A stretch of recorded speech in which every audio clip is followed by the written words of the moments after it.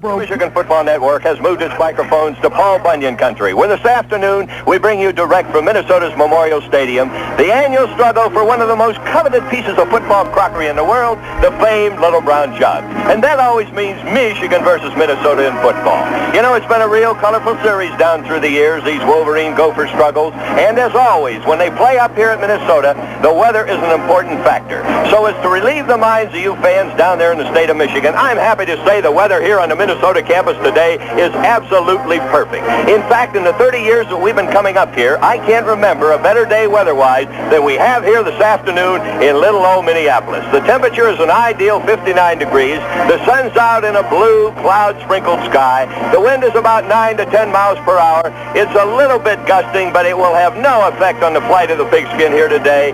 The tartan surface is dry as a bone. It's very fast. All in all, the weather is fantastic, especially in November in Minnesota. At the moment, it's the Minnesota Marching Band entertaining this partisan crowd of about 35,000 fans. That's right, 35,000 fans.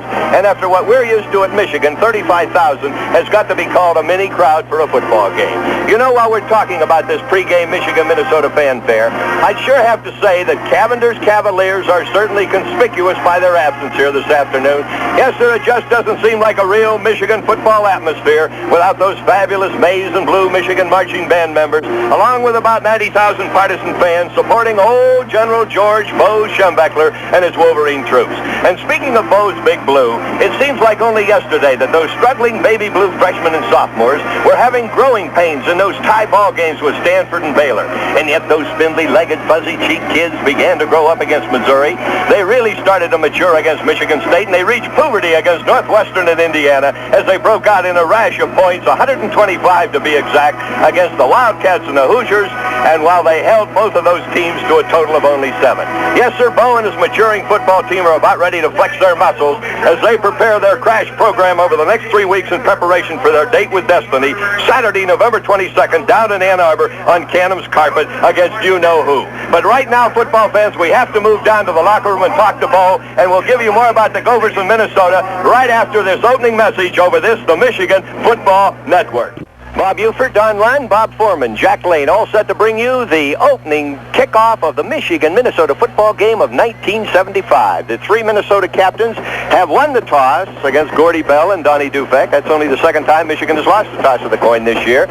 So Minnesota will receive and defend the goal to our right, which is the eastern goal. Unlike every other school in the Big Ten, the Minnesota playing field goes east and west. We're high on the southern sideline. 3 men will drop back for Minnesota right now. It'll be Holmes, Weber, and Ash. Michigan, meanwhile, down below us is all set to kick off. And the Wolverines along that eastern sideline have Jellick. He's flanked by Johnny Anderson. Then we have Dufek. Woods all set to kick off. Bolton, Mackel, Hicks, Howard, Zuber, Pickens, and Holmes. And the Wolverines leading the Big Ten with a 5-0 record as far as conference or non-conference and all-season play is concerned. 5 wins, no losses, 2 ties. They're 4-0 in the Big Ten. Minnesota's won 3 and lost 1-4 and lost 3. They're 1-3 in Big Ten play. Bobby Wood gets the sign from the referee, and Anderson is kicking. Anderson is kicking off instead of Wood. There it is, high, end over end. It's taken down there by Weber. He's up the 10, the 15, the 20, the 25, the 30, the 35, the 40, and he's knocked out of bounds at the somewhere around the 40-yard line of Michigan. The Minnesota crowd went wild because they thought that he had gone over the midfield stripe down into Michigan territory, but he did step out of bounds on the Gopher 40-yard line, but it was a fine return. He got around Michigan's defensive end coming down that sideline. Weber brought that opening kickoff at Johnny Anderson. So check in Michigan's defense, while the Gophers on offense have a team right now that averages 225 pounds a man up front, the front 7, and Michigan's defensive line is 220. So Minnesota has a 5-pound per man weight advantage right now. At quarterback, it's Tony Dungy, the Jackson, Michigan lad, number 9. He's back for a pass. Cocks his arm, throws out here, and it is caught out here by 45. That happens to be Jones, the end. Mike Jones, the end, has caught his 18th pass of 1975, number 45. Number 45, Jones, caught the pass and is dropped on the 46-yard line. Call it second and about 4. The opening series of downs finds Minnesota breaking out of the huddle with their maroon jerseys. Wide to the right goes Jones along with Koulis. The quarterback is Dungy. He's 1 for 1 in passing. He's a roll-out pass again. Dungy's rolling to the right. He's going to run. He is dropped back there on a beautiful hip-high tackle at the 42-yard line by Calvin O'Neill, coming in and jarring the ball carrier, who is Tony Dungy, who coming into this ball game had legged the ball 96 times and had averaged about 2 yards per carry at quarterback spot. That time he was dropped for a loss. It'll bring up 3rd down and about 7. At the tailback spot is Pride. Matthews close to the I formation. Tony Dungy at quarterback looks over Michigan's 5-2 umbrella. On a very long conference center, rolls out to his right. Play action pass by Dungy. He's going to run again. He's up the 45, out of bounds at the 49. Remember, the series started on the Michigan 43-yard line. He has to go to the 49-yard line of Michigan. It started at the Minnesota 43-yard line down to the Michigan 49, and he is about 2 yards shy of the first down. So it'll be 4th down. And the Minnesota offense is signaling Cal Stoll, but Cal Stoll runs a tight ship, as does Bo Schembechler. And no way in a tie ball game against one of the finest defensive teams in the country over the last 7 years would any coach go on 4th and 1 on the first series of downs at the midfield stripe. Michigan has 2 men back. Smith along with Pickens, Hicks, and Smith back. Punting for Minnesota is Frank Moscow, averaging 36 yards a punt. Almost blocked in there by Jellick. There is the catch, and it's caught by Jimmy Smith, and he's dropped at the 25-yard line. Smith gathered in that punt at the 19-yard line of Michigan. It was a 32-yard kick with a 6-yard return. Jimmy Smith bringing it back. On punt return, Smith has brought back 17 so far this year and averaged 10 yards per return. On enemy's punts so far against Wisconsin, Stanford, Baylor, Missouri, Michigan State, Northwestern, and Indiana. And we have Johnson and Smergy at the end. Bell deep, Lytle close. At quarterback is Ricky Leach. There's a handoff to Lytle, and he's hit a stubborn Minnesota front 5. Simons, along with the linebacker, Williamson, number 32, teaming up as a 2-man tackling team on that particular play on Rob Lytle, who coming into the ball game had carried the ball for Michigan 113 times for 683 yards. That's a 6-yard per carry average. At the slot on the left side tight is Jimmy Smith. It's Bell deep and Lytle close. Ricky Leach under center on the counter reverse to Jimmy Smith. He comes around. He doesn't get the block. Now he gets it 30, 34, and is dropped on the 34-yard line, picking up on the play about 3.5 yards. So it'll be a critical 3rd down situation early in the ball game for Michigan's quarterback, Ricky Leach. So he has a 3rd and 2. Remember, the series started at the Michigan 24.5-yard line. The ball is now at the Wolverine 33. 7-man front. He has Bell deep and Lytle close. Ricky Leach under center at quarterback. The opening series for Michigan. There is a handoff to Lytle. He has the first down to the 38-yard line. The first down of the ball game goes to the Wolverine. Northwestern 2 weeks ago, Jimmy Smith brought a punt back 75 yards. It was nullified on a clipping penalty, and then the Wolverines moved 82 yards and scored. Last week, the first time Michigan had the ball, they moved 77 yards and scored. So right now they have the ball. They started this drive on their own 24-yard line. It's Bell deep and Lytle close. 1st and 10 on their own 38. There it is. Lytle has the ball. He twists and turns, but not for much yardage as the whole Minnesota line. You know, defensively for Minnesota, they actually run a 5-2-4, much the same as Michigan's, except that they blitz and fire from the ends, and they run their linebackers up tight, meaning they almost have a 70 front, a 7-man front. So the Wolverines have a slight 3-pound per man advantage, which means absolutely nothing. Minnesota almost goes offside. There it is, 2nd and 9. There's a pitch off to Gordy Bell, and he's trapped back there. Comes up, though, gets away from the tackle on the 44-yard line. He was trapped back on the 34. He got up to around the 44 after he had just eluded a would-be tackler of Minnesota, and then was finally brought down up there by Midbow, who made his 13th tackle of 1975. And the ball is brought in 18 yards from this, the southern sideline. No score from Minneapolis, Minnesota on a beautiful, beautiful November afternoon. Ricky Leach looks over that tight 5-2-4 umbrella. He sets his team. He has it 3rd and 3. He's back to Gordy Bell. He has a first down to 50 and is dropped at the 49-yard line of Minnesota. Gordy Bell looked for a moment as though he might break 57 yards, but he was tripped up at the midfield stripe. A nice tackle in there by Washington, along with Michael Hunt, number 84, the linebacker on the right side, moving in there and grabbing Gordy Bell's right leg, and Bell had he been able to maintain balance, would have gone all the way in 49 more yards for a touchdown. No score from Minneapolis. Bell deep, Lytle close. Lytle has it, breaks over the 45, and that's as far as he gets. As Rob Lytle, coming into the ball game, averaging 6 yards per carry, was tripped up in there on fine submarine tackle by Michael Hunt along with Steve Midbow, both in there making a tandem tackle for the Gophers. So Minnesota, for the first time under Cal Stoll, have returned to their traditional maroon jerseys with the gold numbers. They have the gold helmets. They call this gold country up here. Bell deep, Lytle close, first, second, and 6, and there is Bell again cutting into the open, the 40, the 39, the 36-yard line. Beautiful running in there by that swivel hip little guy, Gordy Bell. It's Walt Downing and Jim Sear. Jimmy Sear, the senior from St. Joe, Michigan, number 52, after he handed the ball back to Leach. He moved in there beautifully with Walt Downing, and they had a two-man block on the linebacker, who at that point was George Adzik. He was carried right out of the play, and little Gordy Bell swivel-hipped his way in for the first down. Michigan now has 3 first downs. There's 1st and 10. There's Bell again into the open, and he's hit right there at the open at the 32-yard line. Boy, we spoke a moment too soon because we could see daylight. He could see daylight, but coming over beautifully from the secondary was Michael Hunt, making another tackle. He's been in on 4 tackles so far early in this first quarter. The ball rests again 18 yards in at the hash line. From this, the southern sideline. Michigan in possession. They have it 2nd down and about 6. No score.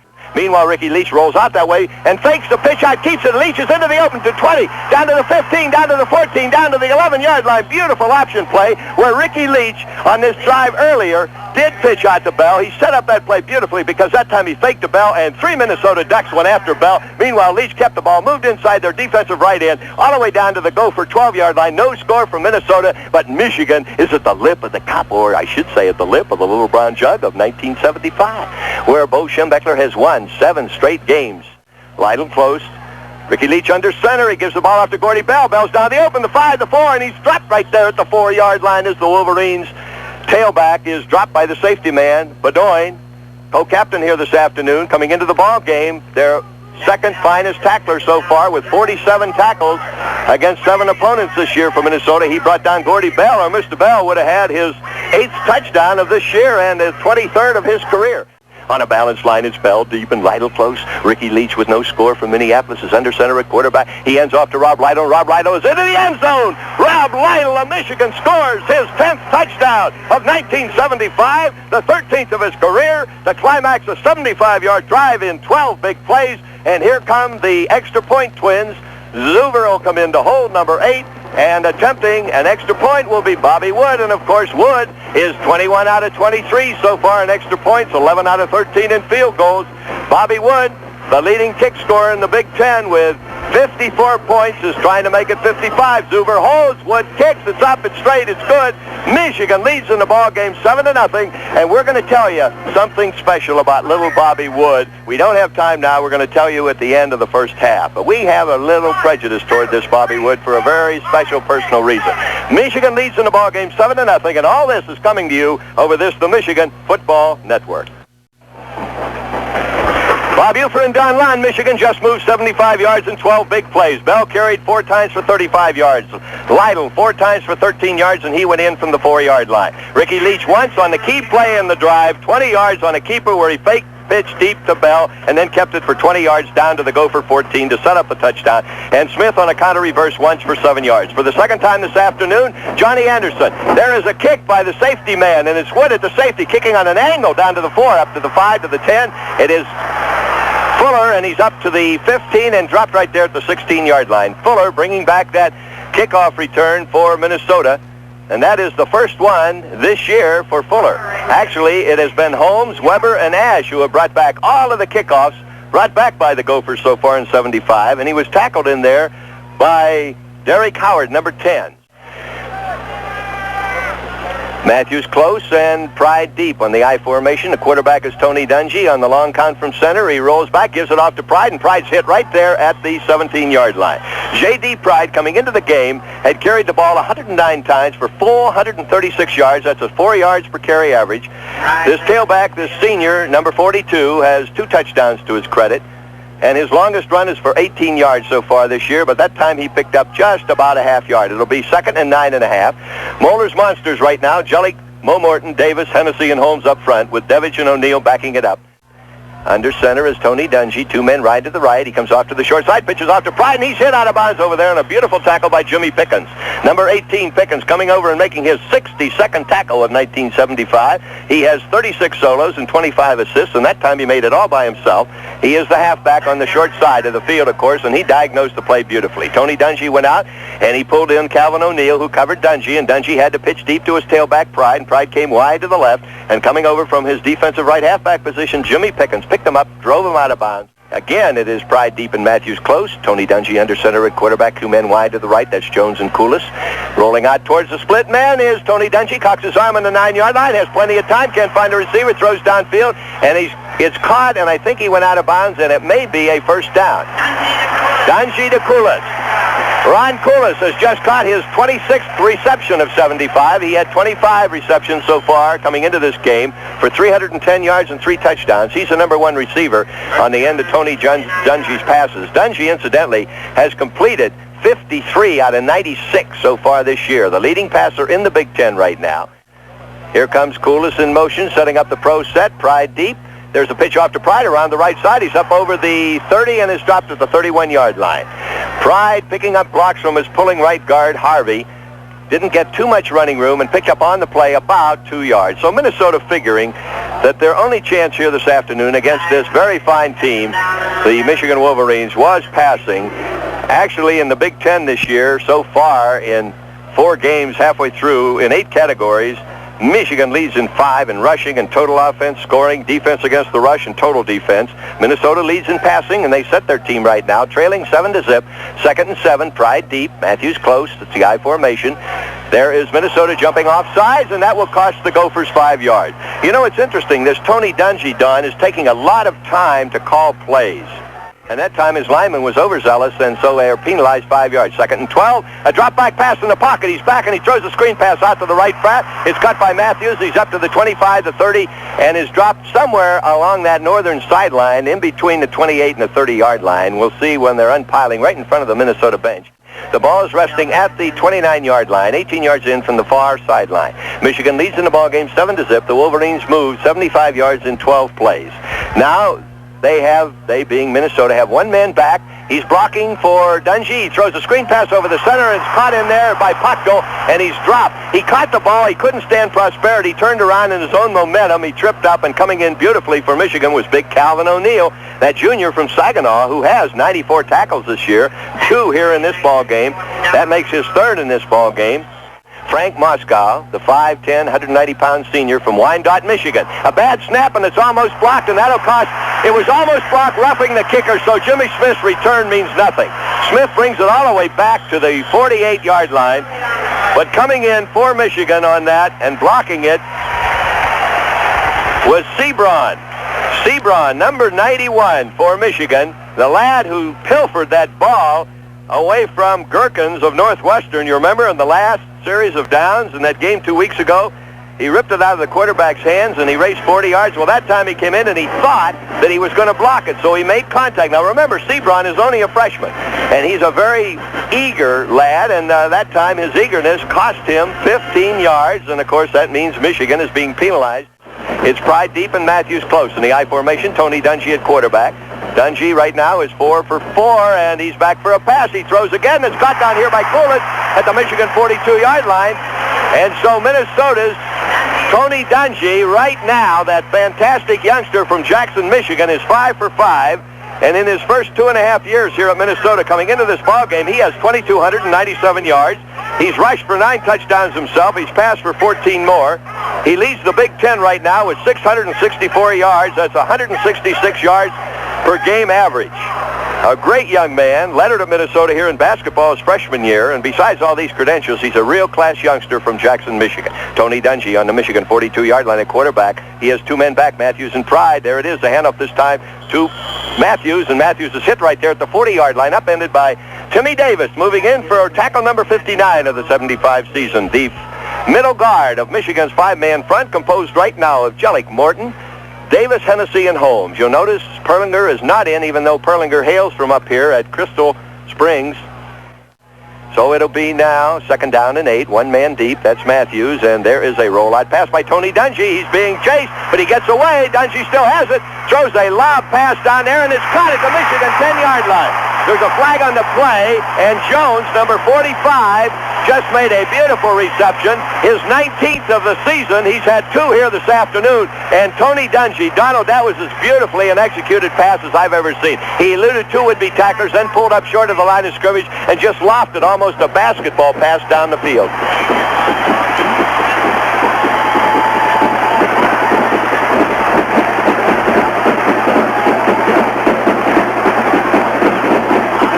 The other way, Robert.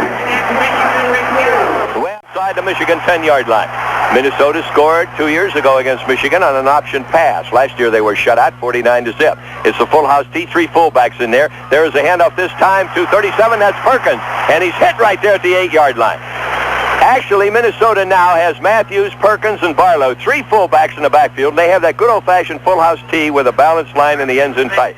Michigan fans remember that so well when Don Moorhead was quarterback of Bo Schembechler's first team in '69 when they had Garvey Craw and Glenn Dowdy and Billy Taylor in the backfield across the back of the tee, and they upset Ohio State that year 24-12. Remember that offensive pattern? Well, that's what Minnesota was in. Now, with 2nd down and 7 on the Michigan 7-yard line, they have 1 man back and 3 men flank wide to the left. It'll be a passing situation here as Tony Dungy drops back to his Michigan 15, throws downfield, and it is caught and dropped. They're calling interference. They're calling interference against somebody at the 1-yard line. Michigan intercepted the ball. Michigan's Dwight Hicks intercepted the ball, and I believe before he intercepted, he may have been detected throwing a Minnesota man out, and it is Minnesota's ball. A pass interference against Dwight Hicks at the goal line. It'll be against Michigan. Michigan leads 7-0, but they're putting the ball at the 2-yard line, and they claim that Hicks, the man that it was intended for, was Jones, Mike Jones. Mike Jones was down there, and evidently Hicks pushed him out of the way and intercepted, and the yellow flag went down. So Minnesota with the ends in tight, they have 3 fullbacks. It's a full house T in the backfield. Perkins along with Matthews and Barlow. There's a handoff to Barlow, and he is hit right there at the 2-yard line. It'll be 2nd down and 2 at the Michigan 2-yard line. Minnesota trails in the ball game. We have 2 minutes remaining in the first quarter. Michigan leads. They moved 75 yards the first time they had the ball and scored and went ahead 7-0. Minnesota now has moved back. Ends in tight, balanced line, full house T in the backfield. There is the drop back pass by Dungy, throws downfield, and it is caught. It is a touchdown. It's caught by Bill Sims. And Bill Sims scores his 2nd touchdown of 1975 and his 6th reception of 75. The big senior, 204 pounds, 6'2". Climaxes an 84-yard Minnesota drive in 12 plays, duplicating Michigan's 75-yard drive in 12 plays, and we have a 7-6 ball game. Minnesota's kicking game, it'll be Brian Kosurik. He is 13 out of 14 on extra points. Holding will be number 46, Ron Koulis. Koulis at the 10, holds out his hands. It's spotted by Koulis. It's kicked in there, and it is good. And we have a brand new ball game. Minnesota 7, Michigan 7 over this, the Michigan Football Network. Bob Ufer and Don Land all set to bring you the final 45 seconds of the first quarter in a ball game that found Michigan as the favorite coming into this contest by 28 points or more. Well, Michigan, the first time they had the ball, moved 75 yards in 12 plays, but it's been Minnesota's Tony Dungy, who is 7 for 7 in passes, and when he can't complete them, he succeeds in having Michigan secondary be called for pass interference, so Minnesota has tied up this ball game. And how well we remember Bo's first team up here in 1969, Minnesota led at half 9-7, and then the Wolverines came back, of course, when Billy Taylor had a big day that afternoon with 3 touchdowns, set up the scoring of the 4th, and Michigan won that ball game 35-7. Or 35-9 after trailing 9-7 at the half. Minnesota's all set to kick off, and kicking off for Minnesota will be Brian Kosurik, the lad who just kicked the extra point. He's a sidewinder, end over end, and it's taken down there by Lytle at the 5, Lytle to the 10, to the 15, cuts in at the 19, and is he hit, and is this partisan crowd aroused right now? Football is a game of emotions, and emotionally, Minnesota is higher than kites right now. Their defense checks in.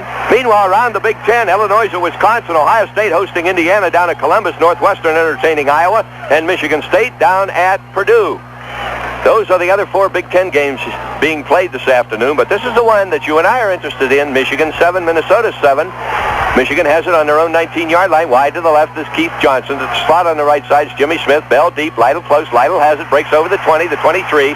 Lytle just shy of his 6-yard per carry average coming into the game as he picked up 4 yards on that play. Trying to pick up blocks up front by Mark Donahue and Billy Dufek. Dufek is in there along with Donahue on the right side. Ken along with Downing on the left side. So hand off to Gordy Bell over the 25, the 28. About a yard shy of the first down before. Michael Hunt along with Mark Merrill. The cornerback on the left side, along with the defensive left end, Mark Merrow, in there to make the tackle for the Gophers. Minnesota's front five right now. Smith, Simons, Keith Simons, the captain from Belleville, Michigan, who is the leading tackler on the team with 44. There is Ricky Leach around to the right. He needs two, and Leach has the first down at the 35. He's up to the 37 and knocked out of bounds right in Bo Schembechler's lap below us here on the southern sideline. Knocked out by the number one tackler of Minnesota, the nose guard, George Washington, from Flint, Michigan, who is so far this year the leading tackler with 77 tackles, 6 sacks for 19 yards. He's from Flint, Michigan, up in Tricks area on our network. Ricky Leach has Bell deep and Lytle close. Pro set. There is a roll out to the right. Leach keeps it up over the 40 to the 41-yard line. A 4-yard gain by Ricky Leach from the 37 to the 41. Rounding out the top 10 around the country, it's Ohio State entertaining Indiana, Oklahoma at Oklahoma State, Nebraska at Missouri, Southern Cal at Cal. Texas A&M, number 5, has an off day today. Number 6, Alabama is playing Mississippi State tonight on a neutral field. Michigan, number 7 in the country here at Minnesota at the end of the first quarter, 7-7. Texas at SMU, Penn State at Maryland, and number 10, Arizona State at Utah. The first 15 minutes is into the record book. Michigan 7, Minnesota 7 over this, the Michigan Football Network.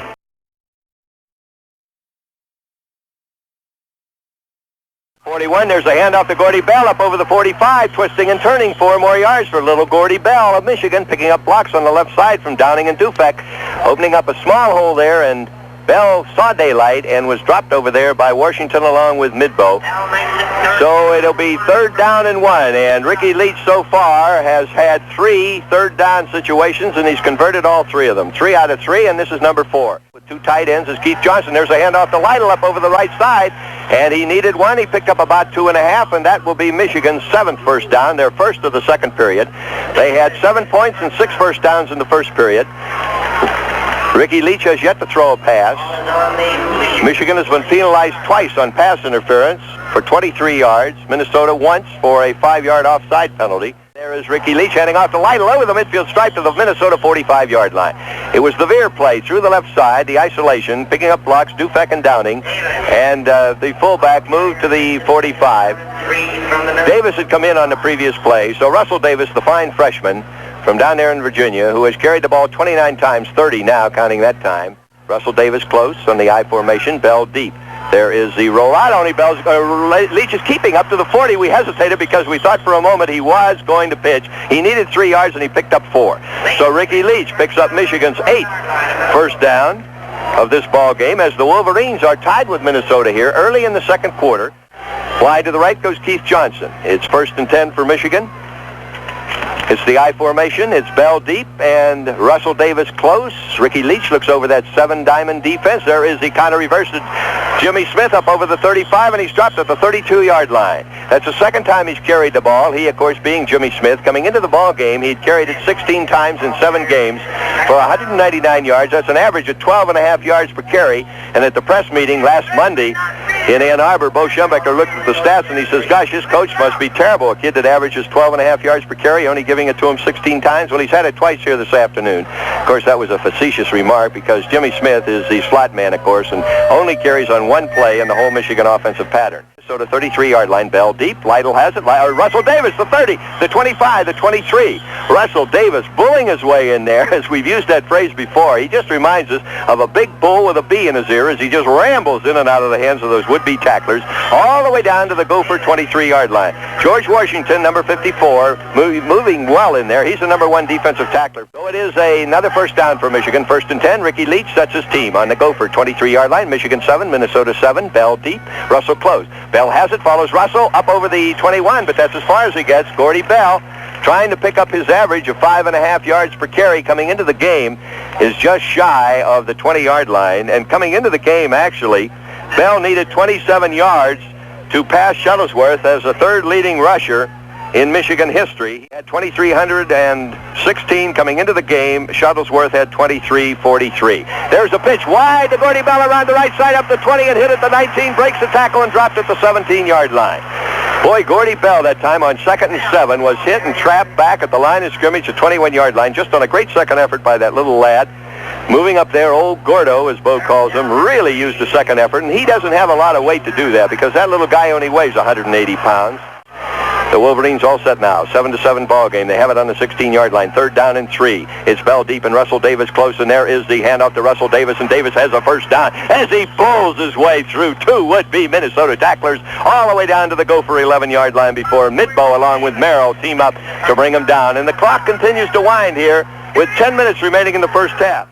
But Minnesota, when they hear this score here, midway in the second period, 7-7, Michigan threatening on the Gopher 11. Bell deep, Bell has it, follows Russell, hit at the 10 and dropped at the 7-yard line. Mark Merrill, number 88, moved in there from the defensive end position of Minnesota. The reason you aren't hearing any noise, remember there's only 35,000 fans here, and about 34,000 of them are Minnesota partisan fans, and they haven't too much to cheer about right now. Bell deep and Russell close. Ends in tight. The 2 freshmen ends, Smergy and Johnson. Pitches off to Gordy Bell around the left side. Bell is hit at the 9, the 6, and is dropped right there at the 6-yard line. He needed about 6 or 7 yards, and he only picked up 2. It was Russell Davis throwing a block that enabled Gordy Bell. Remember, with the line of scrimmage being the 8, when Ricky Leach moved out, he pitched back to Bell, who was running around the 15-yard line. He got a key block from Russell and did move down to about the 5.5-yard line. Minnesota digging in with an 8-3 defensive line right now. It's on the 5-yard line. A key 3rd down situation for Ricky Leach, who is 5 out of 5 so far in 3rd down conversions. Ricky Leach under center at quarterback, looks at an 8-3 defense, and Ricky Leach goes out, gives it off to Russell Davis, pitches off to Gordy Bell. Bell is down, touchdown, Gordy Bell! Gordy Bell of Michigan picks up his 8th touchdown of 75, the 23rd of his career, as he moved down in and out of the hands of 1, 2, 3 Minnesota men, and they're helping that last Gopher tackler up at the goal line because Gordy Bell ran like he weighed 280 pounds when he really only weighed 180, and he did climax that 81-yard drive in 16 plays. So Michigan keeps up the fact against Minnesota here that the first 2 times they had the ball against Northwestern 2 weeks ago, against Indiana, and against Minnesota, they scored all 3 games, all 6 times. There it is, end over end. It's good. And Bobby Wood, number 3, is 2 out of 2 for the ball game and 23 out of 25 on the season as Michigan comes up field, and we pause over this, the Michigan, with Michigan leading 14-7 over this, the Michigan Football Network. Bob Ufer and Don Lund bringing you the 66th meeting between Michigan and Minnesota. The Wolverines lead 14-7. Michigan coming into this game had defeated Minnesota 41 times. Minnesota has defeated Michigan 21 times. 3 times these 2 teams have battled to a tie. You know, through the years it's been a great series. Bernie Bierman winning 9 games in a row against Michigan from 1934 through 1942. Then Chrysler and Benny Esteban winning 9 in a row from 43 through 1951. And now Bo Schembechler winning 6 in a row, trying to make it 7, and Michigan will have 8 if they win here this afternoon, because Bump Elliott, as we said earlier in the broadcast, defeated Minnesota in his last year as head coach in '68. There's the kick. It's down, taken at the 11-yard line. Down there by Andrews. He's up to the 20, the 25, the 30, the 32-yard line. We hesitated because he hesitated after he caught the ball. Then moved down that northern sideline all the way down to the 32-yard line. The man who brought the ball back was Vince Fuller, bringing that back, and actually on kickoff returns, that is his 2nd of the ball game, and only his 2nd of 1975, because it's always been Holmes, Weber, and Ash. But Michigan seems to be utilizing a different type of kickoff here, with the man lining up to kick it being Anderson, and then Wood at the safety spot comes across and kicks it. Tony Dungy is under center at quarterback. His team is trailing a roll-out pass. He throws downfield, and it is almost intercepted. The intended receiver down there was Koulis, and the man who almost made the interception, you guessed it, Jerry Zuber, number 8. Donnie Dufek is not playing here this afternoon because of that injured toe. Actually, he almost broke the toe against Michigan State 3 weeks ago, and he played on heart alone against Northwestern and Indiana. So today it's Jerry Zuber in there, the 6'3 junior, 187 pounds. He was an All-American quarterback in high school. There is Tony Dungy back for a pass again. Cocks his arm. He's hit on the blind side, but it is caught and dropped. He couldn't hold on to it. It's Koulis over there. Koulis went high into the air along with Dwight Hicks, and Dwight Hicks was there that time, not interfering as he did to set up Minnesota's touchdown earlier in this half. There are a 3-man flank wide to the right. Drop back pass by Dungy. Downfield incomplete. The intended receiver down there was Bill Sims, number 94, who caught a key pass in Minnesota's drive earlier in this half to give Minnesota their score. As for those of you who may have just tuned in, Michigan, the only 2 times they've had the ball, have moved for touchdowns, moving 75 yards in 12 plays and 81 yards in 16 plays to take a 14-7 lead. But Minnesota is not out of this contest. They're battling their hearts out here this afternoon. Frank Moskow standing now back on his 20, call it the 17-yard line. The line of scrimmage is a Gopher 31. He's a right-footed kicker, a side foot, shanked off the right of his foot. Jimmy Smith will pick it up on the Michigan 28. Smith back to the 30, 32, twists away, and is hit right there at the 35-yard line. So it is a fine return there by Jimmy Smith, a 41-yard kick with a 6-yard return, as Jimmy Smith has averaged about, on punt returns, 9.5 per return on 17 punt returns coming into the game. He's brought 3 punts back here this afternoon for about an average of 4.5 yards per return. If they intend to walk off with win number 5 in the Big Ten, and Bo Schembechler's 46th win in Big Ten play since he took over in '69. There's Ricky Leach rolling out the right, pitches off to Gordy Bell, gets a block, he's up over the 35, gets to the 37, and is knocked out of bounds on the far northern sideline at the 38-yard line. Little Gordy Bell, who climaxed Michigan's 81-yard drive in 16 plays a few moments ago, going in from the Gopher 5-yard line, just took the deep pitch out again and picked up on the play about, call it 3 yards. First touchdown drive that made the good fake, but they're keying on Bell. So it'll be 2nd and 5, and there is Ricky Leach throwing downfield, cut by Jimmy Smith over the midfield stripe to the Gopher 45-yard line. Jimmy Smith picks up catch number 17 of 1975. And then he just moves straight down about 8 yards, and Ricky Leach just takes 2 steps to his left and then cocks that left hand of his and throws a bullet right down there to Jimmy Smith at the Wolverine 48. He turned around. He was hit immediately at the midfield stripe by Badoin along with Weber, and he was dropped there at the 46-yard line. Ricky Leach sets his team. 1 man back of him is Russell Davis, and there's Gordy Bell behind Davis over the 45 to the 42-yard line. Little Gordy Bell, twisting, turning, whirling dervish that he is, picks up enough yardage there to show that block over there as being 2nd down and just about 6. He picked up 4 yards on the play. Michigan has 13 first downs. Minnesota has 4. The Wolverines are 1 for 1 in passing, and Tony Dungy is 7 out of 10. Right now, though, it's Ricky Leach, the fine freshman from Flint, Michigan, now directs his team, fakes to Russell Davis, gives to to Jimmy Smith, who is dropped back there for a loss. And I believe, Don, that's the first time on that counter reverse that Jimmy Smith has lost yardage. That's true, Bob. I think it is, really. And a couple of times he was trapped before, but being a fine athlete, he was able to shake himself and get a 2 or 3 yard gain. Michigan had the ball previous to this time. They have gone for touchdowns, 75 yards and 81 yards. It's Bell deep, and it'll be a pass by Ricky Leach. A drop-back pass, throws downfield, and it's too far. The intended receiver was Schembechler. Schembechler was open, but Ricky Leach overthrew the pass receiver, the intended pass receiver, we should add. And so it brings up a 4th down, and Michigan, for the first time in the ball game, with 9 minutes remaining in the first half, will drop Johnny Anderson, the Waukesha, Wisconsin sophomore, 6'3", 210 pounds. 25 punts so far in 75, averaging about 41 yards per kick. His longest, remember, was against Missouri in Michigan's fine 31-7 win over the Missouri Tigers 5 weeks ago. He's averaged 41 yards. There it is. The long kick against Missouri went 67 yards. There it is, a fair catch at the 13-yard line. It's Luckemeyer fair catching that punt. Luckemeyer coming into this game and brought back 5 punts for the Gophers, averaging about 4 yards per return, but he figured the safety was a better part of valor on that 30-yard kick by Johnny Anderson. So Minnesota has the ball now. We'll give you the rest of the scores, but right now it's Tony Dungy putting Koulis in motion to set up the pro set appearance, leaving Jones flank wide to the left. Pitch deep this time to his tailback, Pride, who's hit at the 15-yard line by Dwight Hicks, who has had 50 tackles coming into the game. Dwight Hicks came up and really jarred Pride on that ball that time, and Pride almost fumbled out of bounds below us here in the southern sideline. Wisconsin 12, Illinois 3, a first quarter score. Kentucky 17, Tulane 10, halftime score. Iowa 7, Northwestern nothing. Bob Cummings coming to life out there at Iowa. But right here, Minnesota surprising Michigan, trailing only 14-7. It's 2nd down and 9. Here comes the pro set appearance. Koulis in motion across formation. Pride deep, gives it to Pride on the drive. He's over the 25, the 28, and he picks up about 7 yards on the play before he's dropped in there by Mo Morton, number 77, who coming into the game had 72 tackles in Michigan's first 7 games this year. Mo Morton, he is a real agile youngster. He weighs about 225 pounds, 6'2", not big as good defensive tackles go, but he is good, make no mistake about it. He had 87 tackles a year ago as a sophomore. Actually, he was the champion of the week for Bo Schembechler's 11 last week against Indiana. Perlinger, number 97, performing in front of the hometown lads. He rushes Tony Dungy, who throws the ball. Incomplete. The intended receiver down there was Mike Jones, and coming up, Jim Bolden from the secondary. Bolden deflected it, and it was almost deflected enough to allow Dwight Hicks to intercept it further downfield, about 8 yards further back. Bolden was covering Jones about the 38-yard line.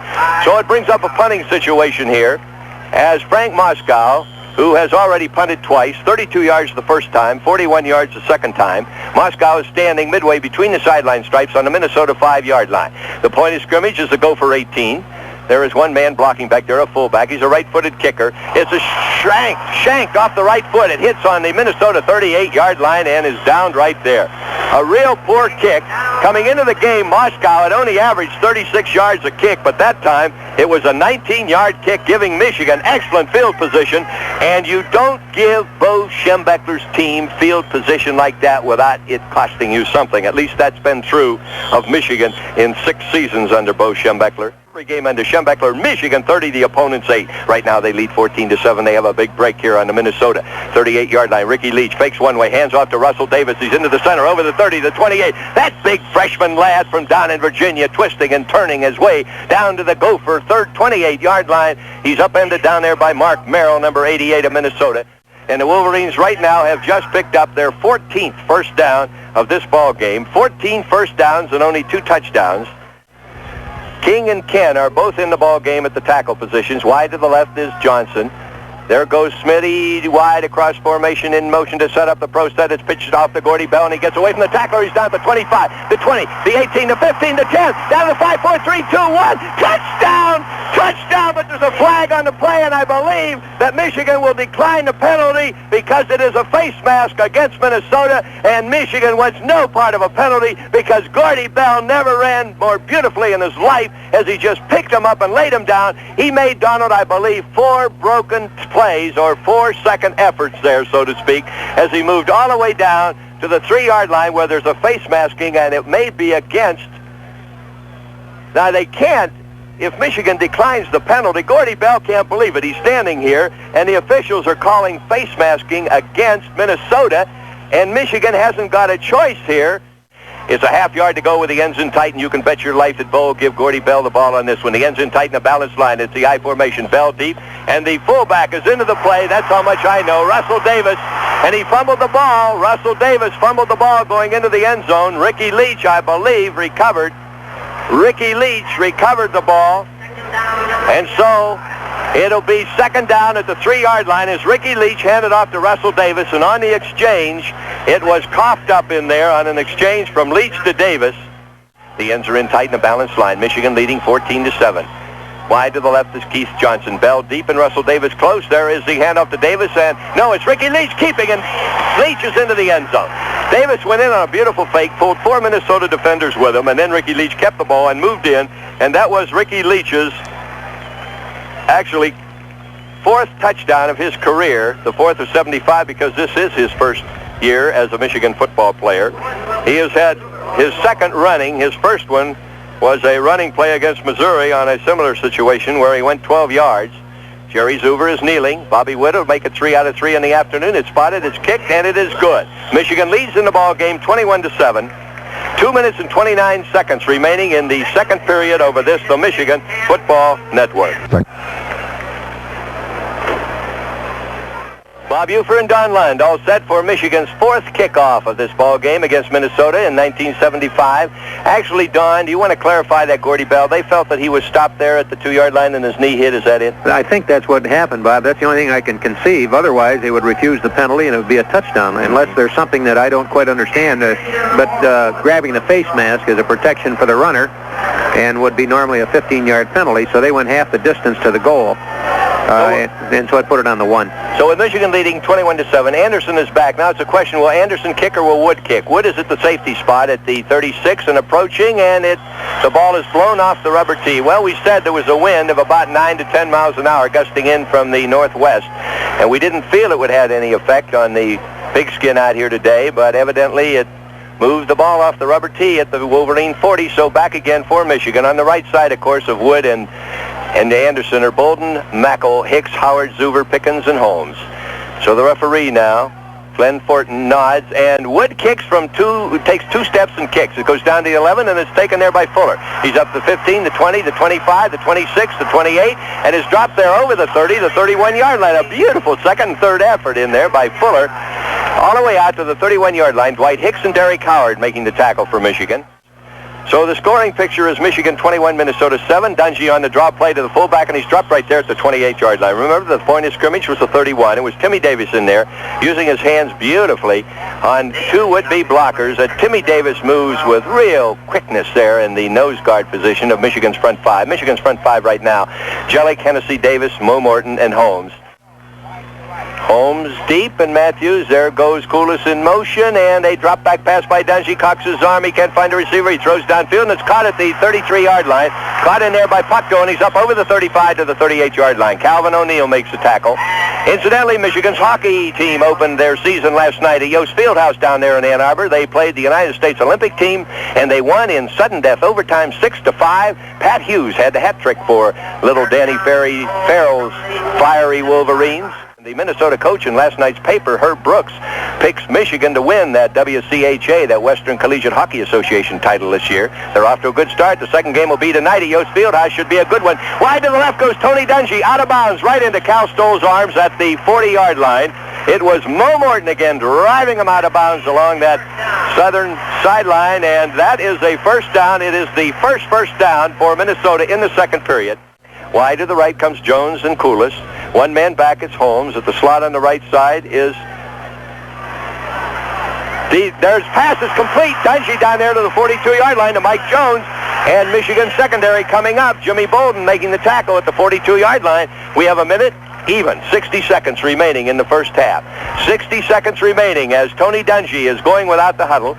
They did this very effectively a week ago against Iowa, using it 6 plays. But now Tony Dungy in his 2-minute drill has a pro set. Jones wide to the right, Sims wide to the left, drop back pass, cocks his arm into 45, throws a lob pass. It's caught down at the Michigan 33-yard line, caught by Puckdo, number 83. The clock continues to wind. 50 seconds.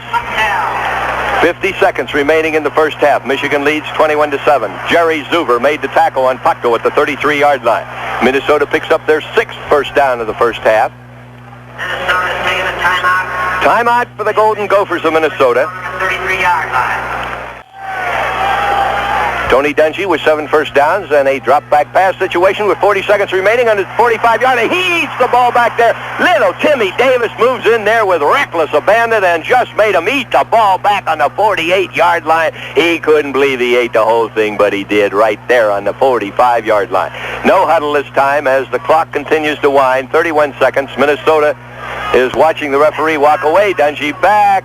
Second down, 32 yards to go. Dungy is trapped back there. Now he's getting away. He throws downfield, and it's caught at the 26-yard line. Caught down there by Koulis, Ron Koulis at the 26, and he's hit immediately by Dwight Hicks. And there are 18 seconds left on the digital scoreboard here at the western end of the field. Michigan leading in the ball game, 21-7. Third down and 5. Call it the 28-yard line that Koulis made that last reception of Tony Dungy's pass. Dungy, for the afternoon, has taken to the air 15 times, 11 completions. That sounds like a professional quarterback, Donald. Down in Michigan, he was all-state in football and basketball. He lettered in track and baseball as well. Now he's back again, Dungy, on the 35 with 18 seconds, and it's knocked down. Knocked down, and they're going to call pass interference, a third one. And this time it's against Jimmy Bolden on the 14-yard line. That's really hard to believe, but they're calling them as they see them, and that is interference with a pass receiver. And actually, you cannot take your eye off the ball when you are defending against a pass, and I believe Jimmy Bolden was detected smothering the intended receiver down there, Ron Koulis. Dungy sets his team pro set. Jones wide to the right, Koulis wide to the left. Drop back pass, cocks his arm on his own on the Michigan 25. It's caught in the end zone. Touchdown. Touchdown, Minnesota. They're right back in this ball game. It's Mike Jones who caught his 3rd touchdown pass of 1975. He's being mobbed by his teammates. The score is Michigan 21, Minnesota 13, but this gives the Gophers a big psychological lift. And as we said earlier in this broadcast, remember in Bo's first year, Minnesota led 9-7 at the end of the first half. Ron Koulis caught the pass. Kneeling is Koulis at the 10. He spots it, and Kasurik kicks it, and it is blocked. It is good. It gets by him. It gets by him. Jellick thought he'd blocked it, and we looked at his arms, and he thought he'd blocked it, and it went right underneath him. He's walking off, he being Jellick, looking at Terry Moeller, the coach of those Moeller's monsters, and he's saying, Coach, I thought I blocked it, and it went right underneath his arms, up through the uprights.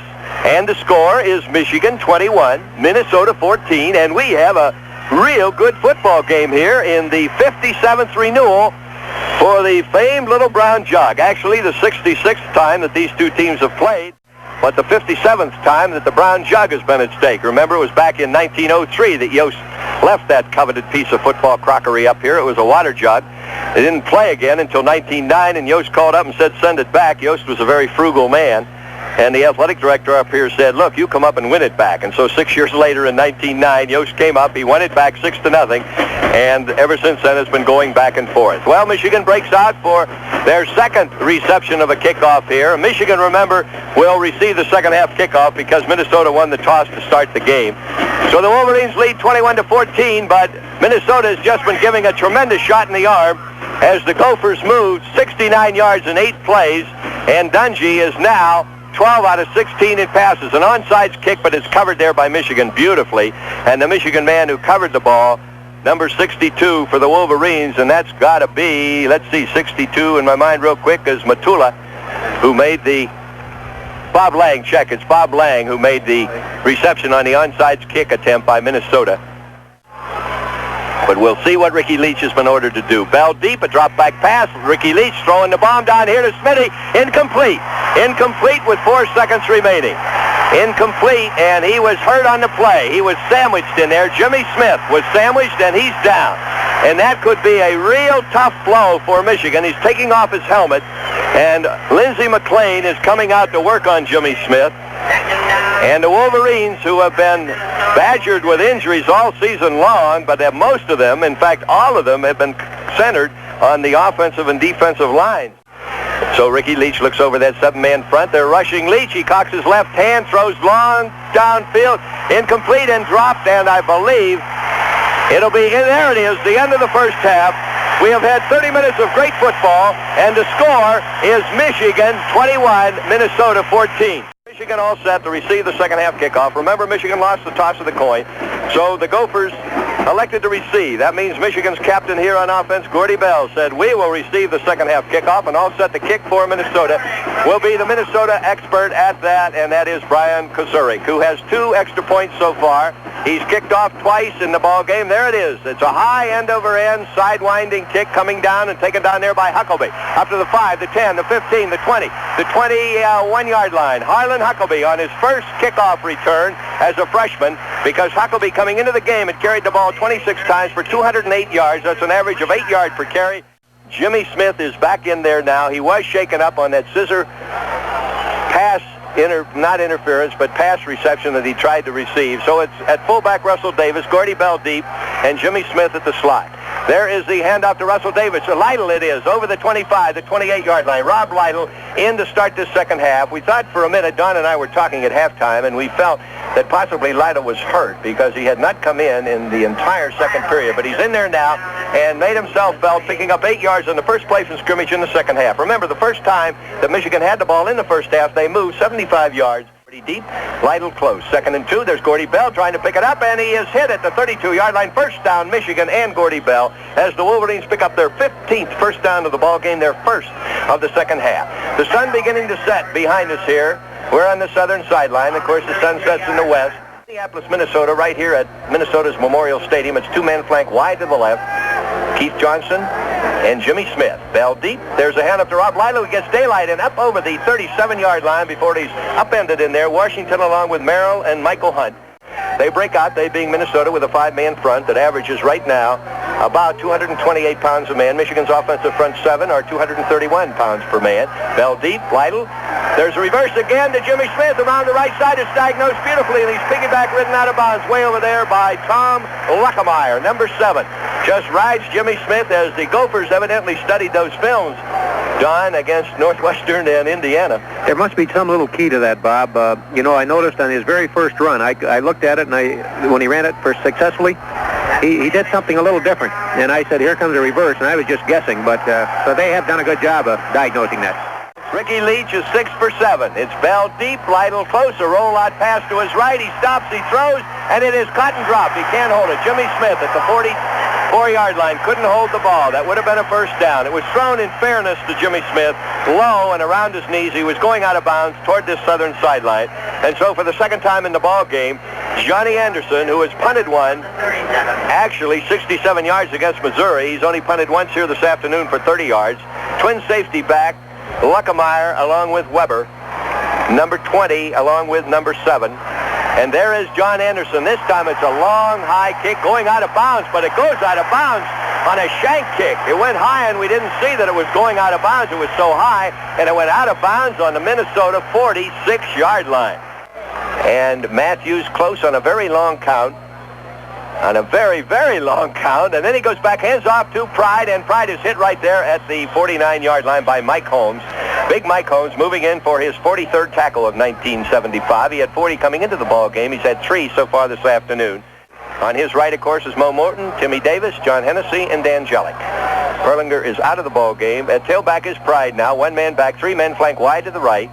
It's Jones, Coulis, and Matthews, and there is a drop-back pass by Dungy. He has time, and he throws, and it is incomplete.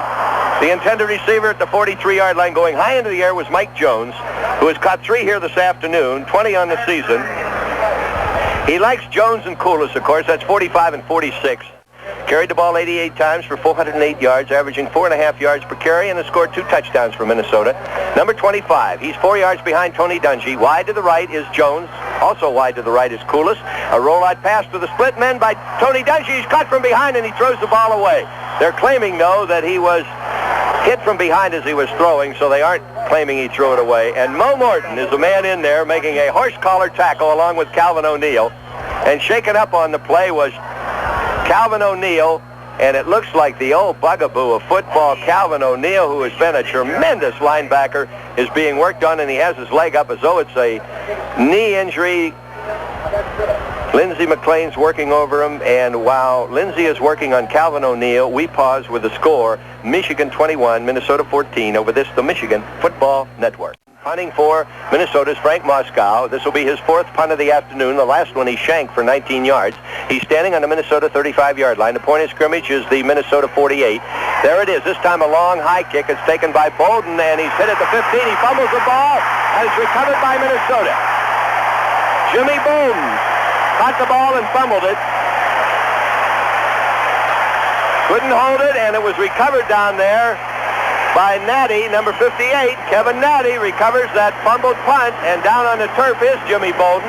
He's probably disappointed, although he may have been hit and shaken up on the play. Meanwhile, the scores 17-0, Ohio State over Indiana in the 3rd period. Looking at Michigan's 5-2-4. He puts Coulis in motion across formation, then on the long count. He fakes the pitch off, gives to Bubba, and he's over the 10-yard line to the 9-yard line. Minnesota is an aroused band of Golden Gophers right now, and they're playing as they used to play for Bernie Bierman in the early 1940s when Bruce Smith beat Tom Harmon 7-6 in 1938 and again in 1940. But now Minnesota's playing like the old Minnesota team with the I formation. At the tailback is Holmes and Matthews close. There goes Coulis in motion again. It'll be 2nd down and 5 at the Michigan 10-yard line. There is the hand up again to Bubba, and he's hit by a stubborn Michigan line, and hitting in there Mo Morton, Donnie Dufek, Timmy Davis. Mo Morton is the key man, though, defensively. And then now it brings up a very key 3rd down. And for Minnesota, they have converted 1 out of 7. Bo against Cal Stoll and Murray Warmath, but right now it is 3rd down and 2. The full house tee with 3 fullbacks, and Tony Dungy is in front of them, a quarterback. He hands off to the tailback, and he doesn't pick up, I don't believe. They're way off in the far corner. They're at the far northeast corner. That's away from us. We're on the southwest side, and it's about a yard to go. A yard to go for the 1st down at the Michigan 7-yard line. Remember, the series starts at the 16. Precious yard in their lives. It's an 8-man front that Tony Dungy's looking at now with 3 fullbacks. Perkins, Matthews, and Barlow behind him in the full house tee with the ends in tight. There is the halfback, and I don't believe he made it. You can hear a pin drop if he didn't, because the referee is moving in along with his four fellow officials, and those 5 men will make the decision here whether Minnesota has a chance to tie things up with 9 minutes remaining in the third period, and Michigan leading 21-14. Hang on to your kilocycles. We're going to have a measurement here, and if you hear dead silence, you'll know they didn't make it. Michigan holds in the whole bench down here just erupts. Moeller's Monsters did it again. The Harbaugh's secondary. Terry Burton's ends now are coming on along with Stobart's Stallions. And Jerry Hanlon's Hustlers up front are going to move out from the shadow of their own goalpost, and that very costly turnover. The only one of the game so far for Michigan, as Michigan's defense, the hallmark of Schembechler football for 6.5 years, were called on, and they came through as they have so many times over the past 73 ball games. Ricky Leach with Lytle close, Bell deep in the I formation. Under center at the 7-yard line. He gives it off to Lytle, and he battles his way over the 10, the 11, and you know how little Rob Lytle battles. That youngster from Fremont, Ohio, who every time he's carried the ball for Michigan this year has averaged 6 yards per carry. He has 683 yards this year, and you know what he had last year in 140 carries? 802 yards. He's up close now in the I formation. Bell deep at 2nd down and 5. It's Ricky Leach again to Rob Lytle, and Rob Lytle's into the line, and I'll tell you there are 7 Gophers stopping Lytle. He's out to about the 14-yard line. Remember, the series started on the Michigan 6. Now Michigan with wide to the left is Jimmy Smith. At the slot is Jimmy Smith. There is the counter reverse, and it's a first down to the 16-yard line, I believe. No, sir, he didn't get it. The counter reverse to Jimmy Smith, and it looks as though Michigan will be forced to punt. Jimmy Smith looked for a moment as though he had gotten over the 16, but they're claiming his knee hit at the 15.5. So it's 4th down, and listen to the voice of Minnesota football. The official attendance here, 33,191, and probably 32,191 are Minnesota fans, and you just heard them yell. Johnny Anderson, who shanked the last punt, only 18 yards, is standing back. This time he gets a long, high spiral down to the 45-yard line where Weber takes it. He's hit at the midfield stripe, and Minnesota has it 1st and 10 on their side of the 50-yard line. The Golden Gopher 48-yard line, 1st and 10 for the maroon and gold. This is turning into quite a football game, Lendo. Up close is Matthews. There goes Coulis in motion across formation, giving him the pro set look. There is the handoff. Tony Dungy on a broken play. The fullback went through without the ball, and Dungy stood there, but not for long. About a second, but that was too long because Mo Morton was in there. This lad, Mo Morton, is a tremendous football player. Dave Devich teaming up. Devich coming into the game with 77 tackles, along with Timmy Davis with 58. Helped Mo Morton after he made the initial hit at the 48. At the slot is Matthews. That means 3 men to the right side. There goes Tony Dungy back out there. He's rolling on his own 39. He throws way downfield, and it is caught at the 31-yard line. White Hicks is there, but the man who caught it was Ron Coulis. Coulis caught it out of the hands of White Hicks. Timmy Davis was in on the rush, and he almost caught Dungy before he could get rid of the ball, but this Dungy is a cool customer. Right now, Dungy has completed 13 passes out of 19, and he flanks 2 men quickly wide to the left. That's Coulis along with Jones. With a balanced line, Tony Dungy looking at Michigan's 5-2 umbrella right now. There is a delayed drop play to the fullback back there. It's Holmes, and Holmes is hit right there at the 29-yard line. It's 1st and 10 at the 31, and he picked up 2 yards on the play, he being Bubba Holmes. And so it'll be 2nd down and 8 yards to go. Calvin O'Neill was the man who made the tackle. Call it on the 30. He did not pick it up to the 29.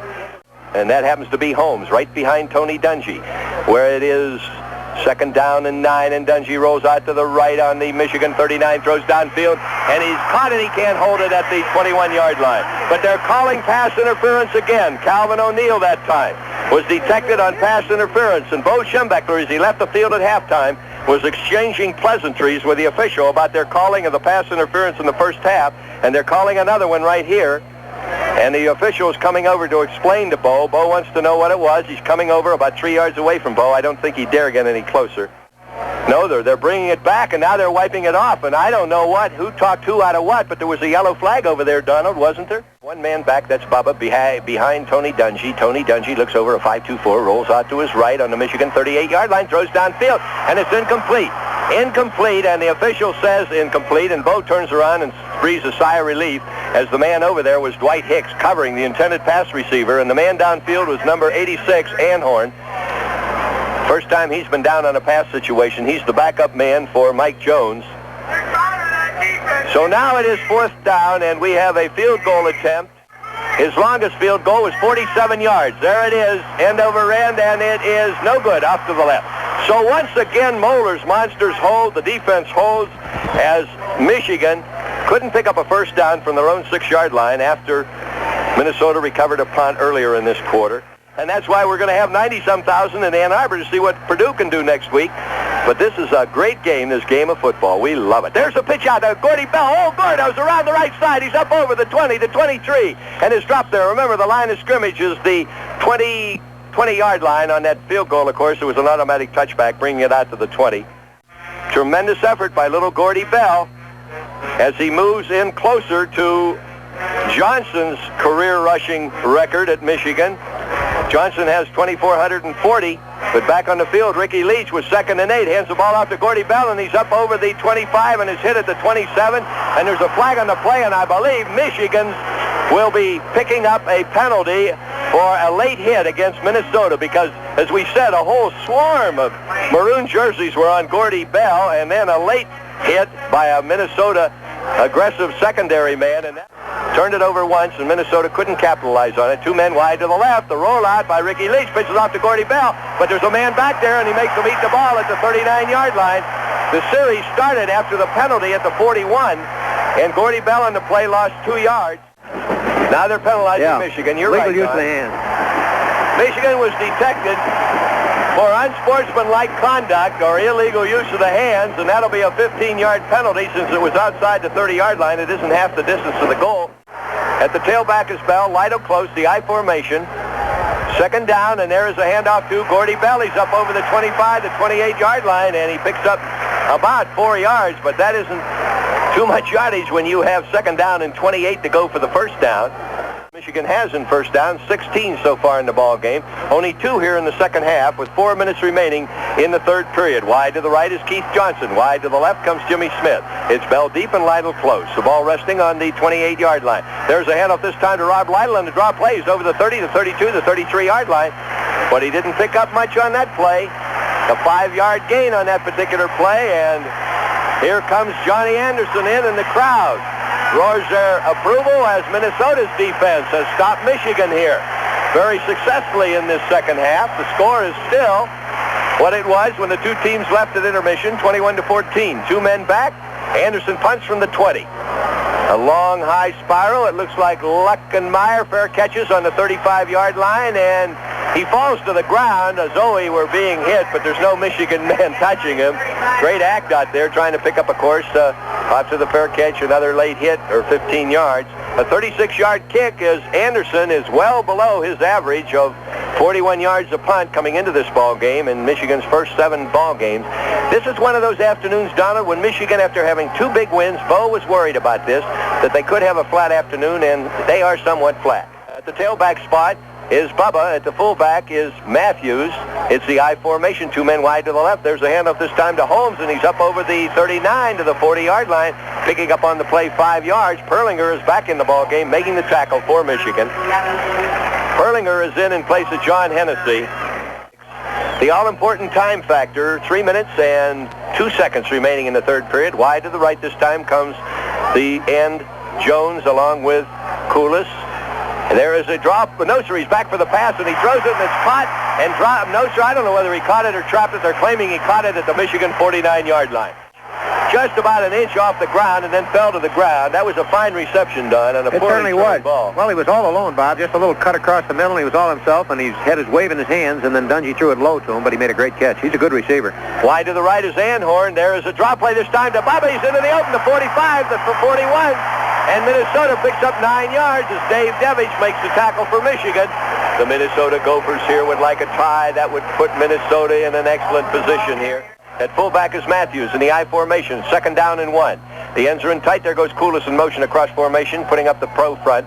There is the fullback into the secondary down the 35, the 31-yard line. He's finally brought down by Jim Pickens. They needed 1 and they got 11. They being Minnesota, as the Gophers are determined to tie up this game with 1 minute and 23 seconds remaining in the third period. At the tailback spot is Pride. Matthews is close. There's Dungy back for a pass. He has time. He throws downfield. It's incomplete. Incomplete, and downfield, Koulis is claiming that he was jammed up there by Don Dufek and couldn't get downfield. The pass was about 8 yards away from everybody. We're going to pause for a word over this, the Michigan Football Network.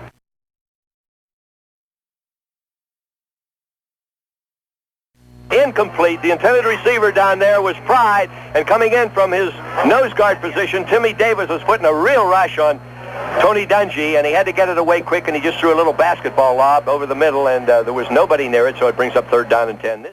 There he goes again. He's back on 3rd and 10, and he throws downfield, and it is caught at the Michigan 15-yard line. It is caught by Anhorn, number 86, on 3rd down and 10, and Minnesota has the ball at the Michigan 15-yard line, and I'm telling you, hang on to your maize and blue cotton-picking hats, because this ball game is far from being over. At the tailback spot is Pride with Matthews close on I formation. 1st and 10 from the Michigan 14-yard line. Here comes Koulis in motion. Across formation.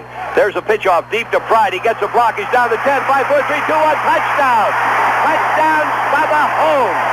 Bubba Holmes scores, and the score is Michigan 21, Minnesota 20, and we have a brand new football game as Minnesota moves 65 yards in 8 plays.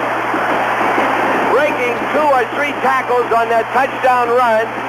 Bubba Holmes moved down in and out of the hands of 3 would-be tacklers and moved into the maize and blue end zone. This is a tremendous football game.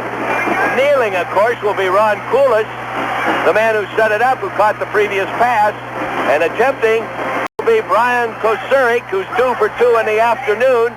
And 9 out of 11 on the season. It's spotted, it's kicked, and it is good. A brand new football game, 21-21, 24 seconds remaining in the third period. And if Woody Hayes is having trouble with Indiana, 17-14 in Columbus, Bo Schembechler is having trouble with Minnesota, 21-21, as we close out the third period here with some 34 seconds remaining. What a football game. Huckabee, Smith, and Bell are deep. No, Lytle's back there along with Bell and Huckabee. Lytle, Bell, and Huckabee. And kicking will be Kosurik, who is 3 out of 3 on extra points this afternoon. It's a 21-21 ball game, and we have about 15 minutes and 34 seconds remaining. There is the kick, and it's end over end, and it's going to be to Huckabee, the freshman. Huckabee takes it at the 10. He fumbles it. He picks it up. He's hit at the 15. He breaks it at the 20, and is dropped out of bounds at the 21-yard line. You give that 9.5 sprinter about a half an inch of daylight, and you're going to see lightning streak down this tartan turf. Boy, that time he actually caught the kickoff at the 8, fumbled it, picked it up at the 9, and then just outran 3 men to the 23-yard line. Gordy Bell deep, Rob Lytle close. Here comes Ricky Leach in at quarterback. Michigan breaks out offensively with King and Ken at the tackles, Donahue and Downing at the guards with Jimmy Sear at center. Bell deep and Lytle close. Wide to the left is Keith Johnson. There is Rob Lytle. He's up over the 25, and he's hit at the 28-yard line. 32,000 fans and 1,000 Michigan fans. 32,000 Minnesota fans are really roaring right now like they haven't roared up here in 30 years. Let me tell you, and Cal Stoll is a happy football coach on the eastern sideline, and I don't have to tell you about Bo, George, Pat, and Schembechler, how he feels on this southern sideline. Michigan breaks out offensively. It's Jimmy Sear over the ball. It's 2nd down and about 6. Richardson in at the slot. It's Gordy Bell deep, Rob Lytle close in the I formation. There's Gordy Bell with the ball on a late handoff. Gordy Bell is up to the 20, the 21-yard line, or the 31-yard line. Remember, the series started at the 23. It'll be 3rd down and 2. And here is a real top, we're not going to use the word critical because it is critical, for Michigan with Ricky Leach having converted 6 out of 10 as we end the third period. 45 minutes played. The score is 21-21 over this from Michigan. All right, Ricky Leach sets his team. He has it 3rd and 2. He has Bell deep and Lytle close. The first play of the fourth quarter, 21-21. Ricky Leach goes off, gives it, pitches off to Gordy Bell, and he has it. He has a first down to the 35, the 38-yard line. And Donald, that wasn't the greatest pitch in the world by Ricky Leach. He threw it around Gordy Bell's ankles, but Gordy Bell, being a very astute Senior just picked it off the ground more or less, didn't he? He sure did, and it's a good thing he's low to the ground, too, but he hung out of that thing, so it was a great run. Boy, 3rd and 2, and he picked up 7. 1st and 10 for Michigan. The score is 21-21. The Wolverines have the ball offensively on their own 38-yard line. But back here in Minneapolis, 21-21, Michigan, 1st and 10. There it is with Gordy Bell again. He can't find running room, but he breaks the tackle anyhow and gets 5 yards on sheer 2nd and 3rd effort. He was hit at the 40 and spun away and got up to the 44-yard line. Merrick and Midbow made the tackles for Minnesota. Boy, Gordy Bell has played some great football games, but I tell you, he's the 3rd leading rusher in the history of Michigan football. He's moving in. Fullback on a 2nd and 5. There's Rob Lytle giving his all for a 3-yard effort to the 48-yard line before Simons, Captain Keith Simons, number 79, the big lad from Belleville, Michigan, wearing the maroon and gold, and he would like nothing better than to upset Michigan here this afternoon, and this is senior year. And incidentally, he's the first elected captain that Cal Stoll has had since he took over as head coach here 2.5 years ago. Ricky Leach, meanwhile, sets his team. He has a 3rd down, and there it is, the handoff this time, and he keeps it, and he eats it back on the 46-yard line. 3rd down and 6 inches, and he loses 2 yards on the play. Ricky Leach couldn't find anyone. He tried to pitch out to Gordy Bell. He couldn't quite maneuver the pitch out. And Michigan is going to punt here with 4th down and 16. Johnny Anderson is back on the 32-yard line. 2 men back, Weber and Luckemeyer. There is Anderson. He gets a long, high kick, and it looks like Luckemeyer, who catches it, and he's hit immediately at the 17-yard line, and there's a flag on the play. They're claiming that he put up a hand for a fair catch, I imagine, but nobody up here saw the hand. And Minnesota claims that he did, and I believe they're going to get a 15-yard penalty against Michigan. Don, did you see his hand go up? I never saw a hand, Bob. Well, somebody did. They threw a yellow flag, and the Minnesota team is jumping up and down, but evidently another official was in there overruling the one that threw the yellow flag, and the Minnesota man was shaken up on the play, and it was the man who caught the punt, Luckemeyer, number 7, and while they work, no, sir, that's what they're calling, a 15-yard penalty. Bob Uford, Don Lund, Bob Foreman all set to bring you the final 14 minutes of play. There's a handoff this time to Holmes. He breaks the tackle and gets to the 40-yard line. Remember, the series started on the 35. Well, actually, it wasn't a fair catch signal. The way we understand it, the officials felt, that the Michigan defense didn't give the safety man a fair opportunity to catch the punt. It happened to be, I believe, Donahue, but they claim Donahue didn't give him a fair opportunity. That's a 15-yard penalty. So at the tailback spot, there is the handoff this time to the halfback Holmes, and he's hit right there at the 39-yard line. A very rugged defensive front 5 by Michigan. Anderson and Morton knocked down all the interference, and O'Neill made the tackle at the 39-yard line. So it'll now bring up a 3rd down situation. 3rd down right now, and 6. On a 3rd down and 6, and he rolls back for a pass, and he cocks his arm, and he throws downfield, and it's caught at the midfield stripe, and he's dropped immediately. Jeff Anhorn. Anhorn catches the ball at the midfield stripe.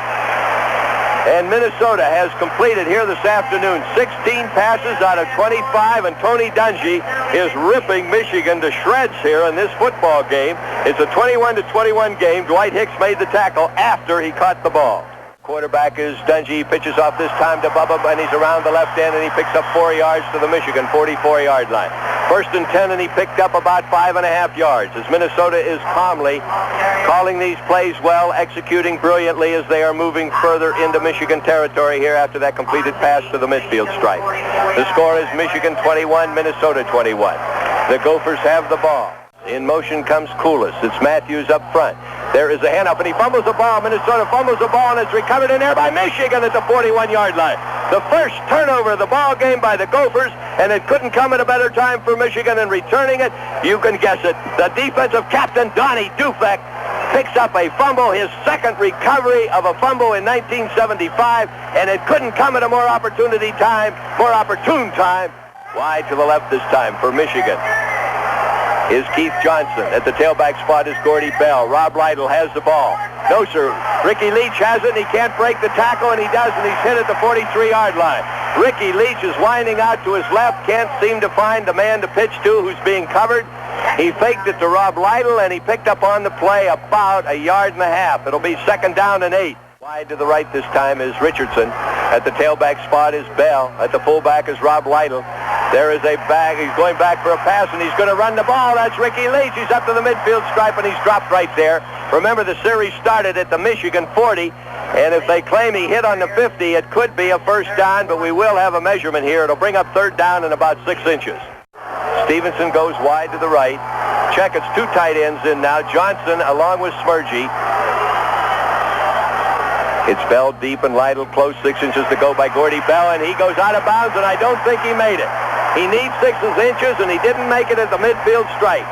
Gordy Bell on the pitch out from Ricky Leach didn't make it at the midfield stripe, and it'll be 4th down. In the second half, on third down situations, Ricky Leach is 1 out of 6. So it's 4th down, and Michigan has Johnny Anderson in to punt. 4th down and inches to go, and they are not going to go for the first down with a clock showing 9 minutes and 48 seconds. Minnesota flanks 2 men back. It'll be Luckemeyer along with Weber, and Anderson punts on 4th and inches. There it is, a long high spiral. Luckemeyer on a fair catch at the 15-yard line. 1st and 10 for Minnesota. Michigan could not convert that recovered fumble into a first down. A 35-yard kick. And Tony Dungy, who on the afternoon has completed 17 passes out of 27. There is the pitch off to Holmes, and he's up over the 16-yard line, and that's as far as he gets. Remember, the series started at the 15. So Holmes picked up on that play 1 yard in a very quiet, hushed, partisan crowd of 33,000 fans, wondering whether Minnesota can pull the biggest upset of 1975. A team that has only won 1 game in the Big Ten. A team that has only won 4 games all season long, playing the 7th best team in the nation. Tony Dungy sets his team. He has 2nd down, 9 yards to go. A drop back pass, and he has time to throw. He is being rushed. He throws downfield, and it's incomplete. It was almost completed down there to Puckto and almost intercepted by Hennessy because Puckto hit the ball. Now get this, the line of scrimmage was a 15-yard line. Dungy went back to his own 8, threw right over the center to Puckto around the 16-yard line, the line of scrimmage. Hennessy was right there. Puckto went high in the air, batted it, and it went back sort of like a basketball bounce and almost into the hands of Hennessy for an interception. But it was not to be. It's just an incompleted forward pass. It brings up 3rd down and 9. 2 men wide to the left. Koulis along with Jones. A drop back pass, a drop play, and he's dropped right there at the 19-yard line. A beautiful one-arm tackle in there by Timmy Davis on a draw play, and Minnesota picks up in 3 plays, 3 yards.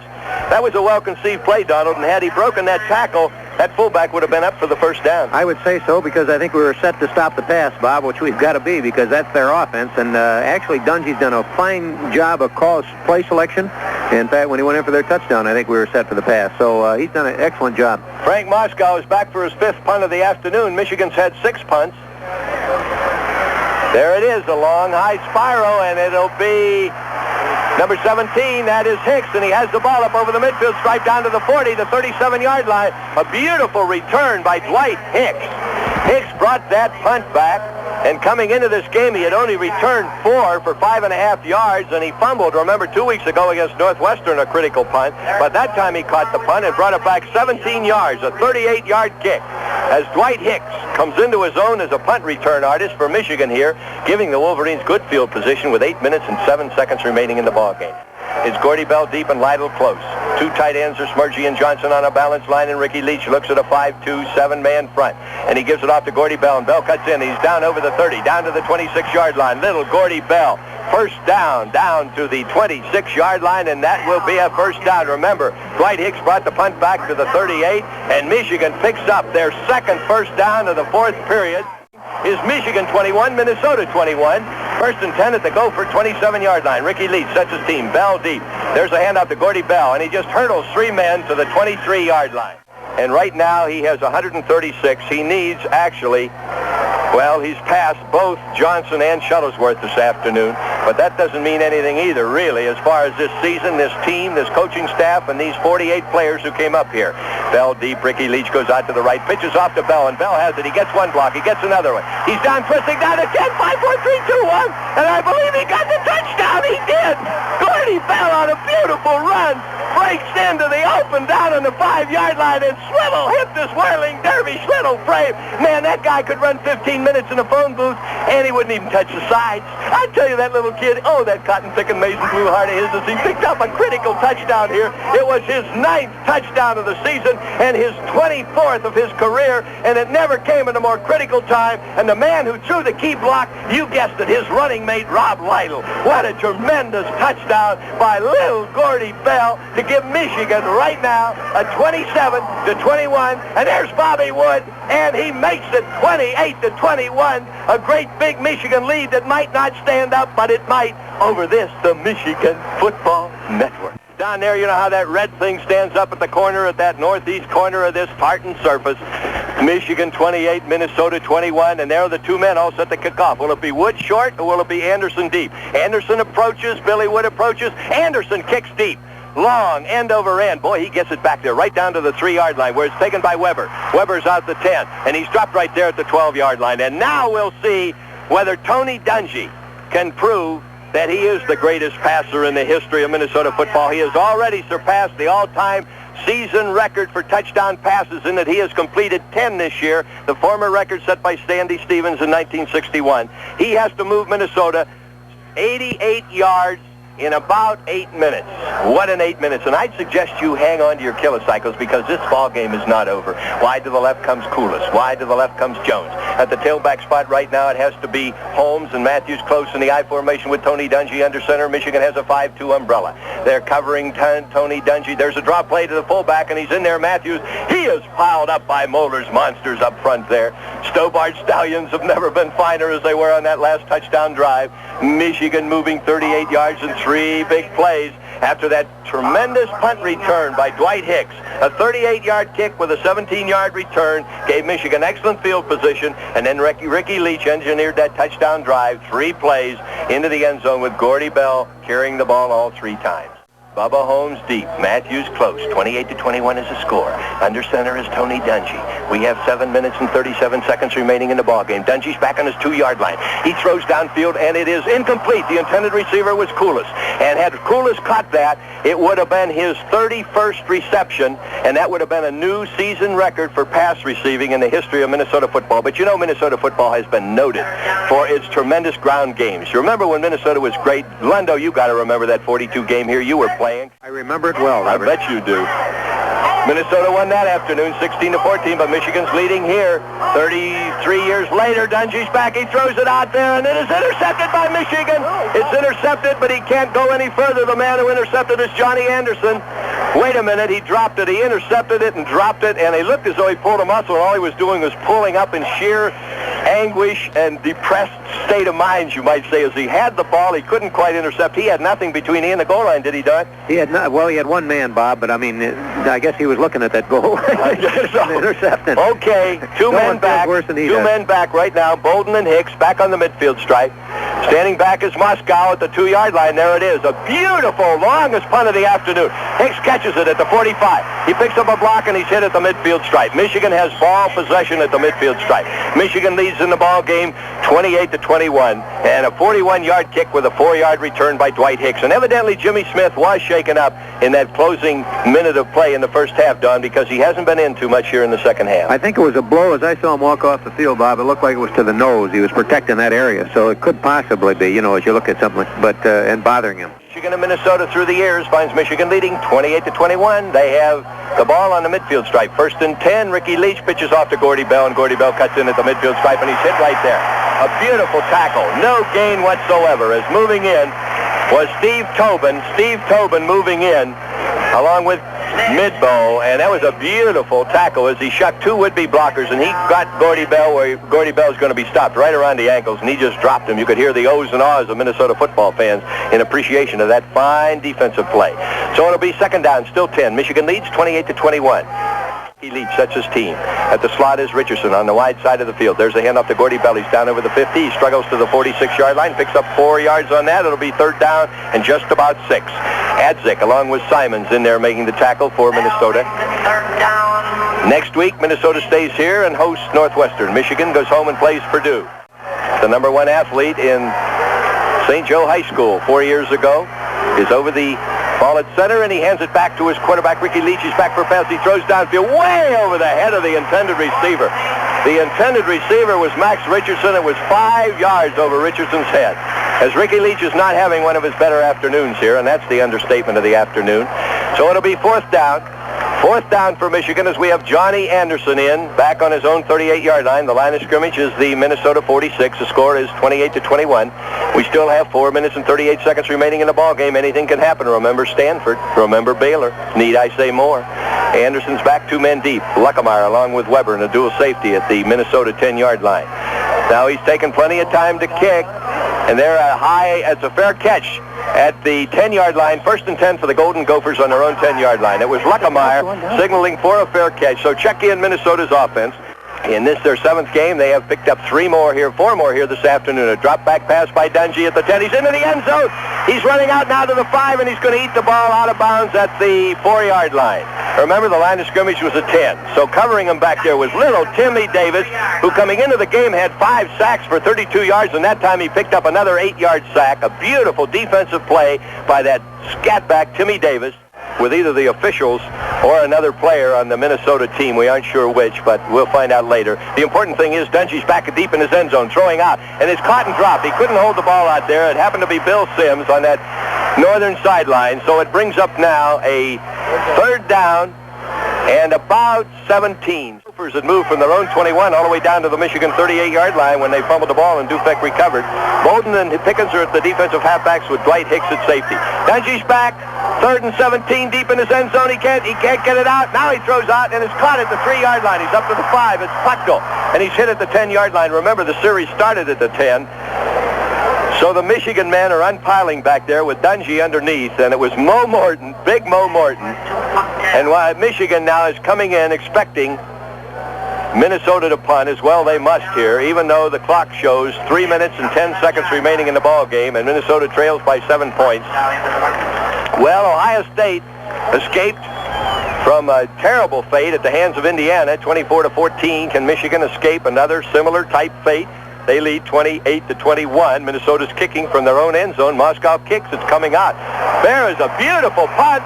41-yard line of Michigan taken by Pickens, and he's hit the Hicks, rather. Hicks is up over the midfield stripe to the 49-yard line. Dwight Hicks caught that punt at the 40. That had to be, from the end zone in the air, a good 65 yards. Actually, it's only a 49-yard kick from scrimmage with a 9-yard return. The line of scrimmage was the midfield stripe, or the line of scrimmage was the 10-yard line, and he punted out to the Michigan 40. That has to be just about a 49-yard kick. Our human computer, we ought to know better than to question Jack Lane. 3 minutes and 31 seconds remaining in the 4th and final quarter. They have the ball in the midfield stripe with the ends in tight in the balanced line, the I formation. There's Rob Lytle over the 45 to the 42 to the 41-yard line. Little Rob Lytle picking up valuable yardage here, and more important, picking up the digital scoreboard up here that winds its way with 3 minutes and 15 seconds remaining. And that's the way Bo likes to do it. He doesn't like that long play. He thinks that the offensive linemen get tired and they get kind of lackadaisical. They think, oh, well, we'll get a big play, and then they don't block. Well, there's a hand up to Lytle again. 1st down to the 35-yard line. And so Bo likes the offense to grind it out. 8 minutes, 17 plays, and a touchdown instead of the quick play like 77 yards. Michigan, though, the first 2 times they had the ball, moved 75 yards in 12 plays and 81 yards in 16 plays. For their 14 points, and in between, on the passing of Tony Dungy, Minnesota moved 84 yards in 12 plays. There's a handoff to Rob Lytle again, to 30, the 28, the 27-yard line.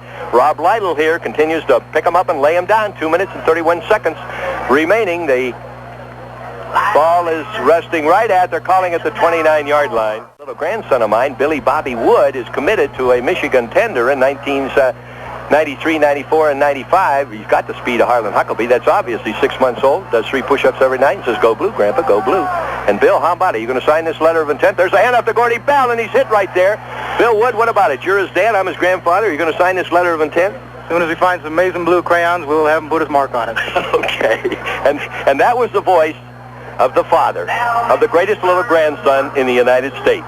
And isn't that a typical impartial Ufer statement? Meanwhile, back down on the tartan turf, Leach to Lytle, and there it is again, and to Bell.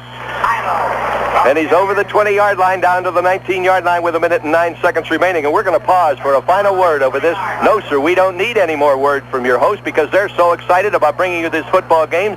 They're just going to suspend any more announcements here during this Michigan-Minnesota game of 1975. And Rob Lytle close. It's 1st and 10, and there is Rob Lytle again, twisting, turning down to the 15-yard line. Final score, Penn State 15, Maryland 13, Notre Dame 31, Navy 10, Ohio State 24, Indiana 14, and Wisconsin 18, Illinois 9. Michigan will go home to play Purdue. 2 weeks from today, it'll be down at Champaign-Urbana, and then 3 weeks from this afternoon, it'll be you-know-who on Canham's carpet in Ann Arbor. And I know Michigan is allergic to oranges, and they are not allergic to roses. There's a pitch off this time to Ricky Leach, off to Gordy Bell, and he's hit and sandwiched to the ground at the 15-yard line with exactly 9 seconds remaining in the ball game. 9 seconds, 8 seconds, and that's about all she wrote from here at Minnesota's Memorial Stadium. Minnesota gets a tremendous hand from their crowd as they walk off the field on the short end of a 28-21 score, but they certainly have everything to be proud of. A brilliant stand against the 7th-rated team in the nation. Michigan keeps their unbeaten string intact in the Big Ten, 5-0, and we'll be back for a quick recap right after this final message over this, the Michigan Football Network.